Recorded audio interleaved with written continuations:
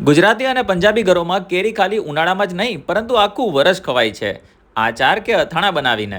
તો આજે ગુજરાતી ઘરોમાં કઈ રીતે ગોળ કેરીનું અથાણું બનાવવામાં આવે છે એ તમને બતાવશું. સ્ટેપ બાય સ્ટેપ આખી પ્રોસેસ ડિટેલ્સમાં માપ સાથે બતાવશું, જેથી તમે પણ ઘરે એક પરફેક્ટ અથાણું બનાવી શકો.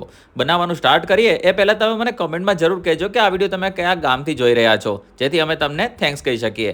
અમારા પાછલા વિડીયોનું થેન્ક્સ જાય છે સેજલબેન જરીવાલાને શિકાગો યુએસએથી, गोपालभाई पटेल ने नरोड़ा अहमदाबाद थी, विजयाबेन धोड़किया ने गांधीनगर थी।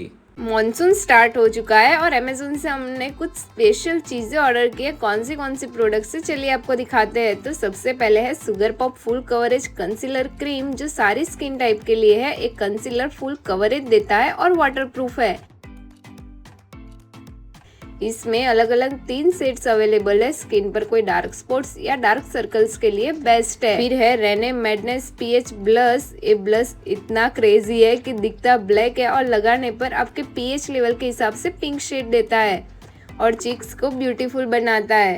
इसको अप्लाई करना भी काफ़ी इजी है। मेरी ओर से तो डेफिनेटली रिकमेंडेड है। अगर कुछ अलग ट्राई करना हो तो इसको ज़रूर ट्राई करें। फिर ये Maybelline New York lipstick long where lipstick matte finish देती है, लॉन्ग लास्टिंग के साथ इंटेंस कलर देती है। सुपर स्टिक रायन है जिसको अभी ऑलरेडी मैंने अप्लाई किया हुआ है। उसके बाद है OPI corrector pen, refillable nail polish remover pen है। ये quick easy tool to fix लेकर smudges for professional finish. Nail polish के आसपास इजीली क्लियर करने के लिए परफेक्ट है।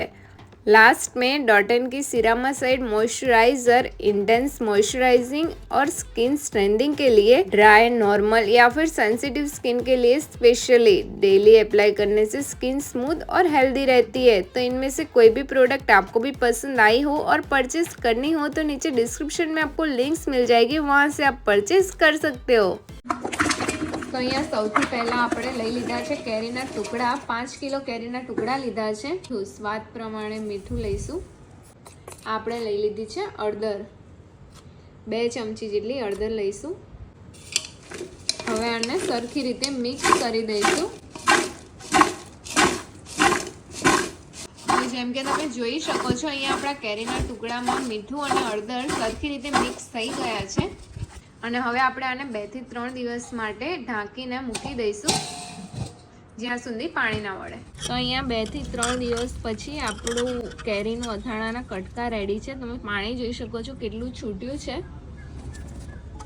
આ રીતે આપણે એને સૂકવીશું। તડકામાં નથી સૂકવવાના, કલાક 2 કલાક માટે ખાલી બહાર છાંયડામાં સૂકવવાના છે, જેથી આ પાણી બધું શોષાઈ જાય।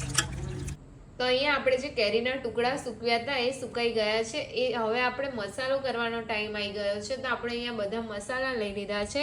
તો સૌથી પહેલા આપણે મસાલો બનાવવા અહીંયા લઈ લીધા છે મેથીના કુરિયા 500 ગ્રામ, ત્યારબાદ આ છે રઈના કુરિયા 250 ગ્રામ અને થોડા સૂકા લાલ મરચાં। 1 લીટર સરસ્યું લઈ લીધું છે ગરમ કરીને।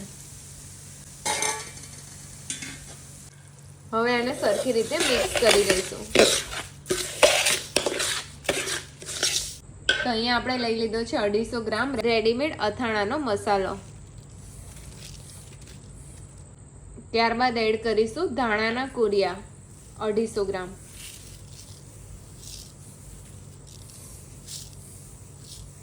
બાદ થોડી વરિયાળી। હવે આને સરખી રીતે મિક્સ કરી લઈશું। તો અહીંયા આપણો મસાલો સરખી રીતે ઠંડો થઈ ગયો છે। હવે આપણે આમાં એડ કરીશું કેરી અને ખારેક। હવે આપણે મસાલા અને કેરીને મિક્સ કરી દઈશું।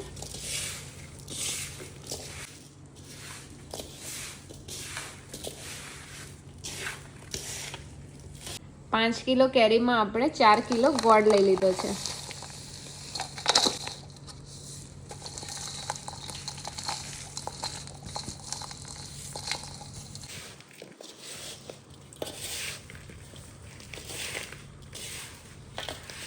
ગોળ ને મિક્સ કરીને આપણે 1 રાત રહેવા દઈશું। ત્યારબાદ આપણે કાલે સવારે આમાં ઓઇલ એડ કરીશું।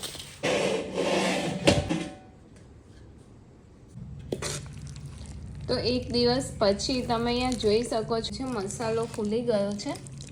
હવે આપણે આમાં એડ કરીશું 700 ગ્રામ સરસ્યું. પહેલાં આપણે 100 ગ્રામ એડ કર્યું છે, હવે આપણે 700 ગ્રામ એડ કરીશું. બધું તેલ એક સાથે એડ નથી કરવાનું, કારણ કે જે આ કેરીના ટુકડા છે એ પોચા રહે એના માટે પહેલાં 100 ગ્રામ એડ કરીને એક દિવસ રેસ્ટ આપવાનો છે અને પછી નેક્સ્ટ ડે 700 ગ્રામ એડ કરવાનું છે, જો 5 કિલો કેરી હોય તો. હવે આપણે અથાણાને એક બરણીમાં સ્ટોર કરી દઈશું. લગભગ 2 થી 3 વર્ષ સુધી સારું રહે જો ઉપર તેલ રાખવાનું તરતું, એને કોરું નહીં પડવા દેવાનું.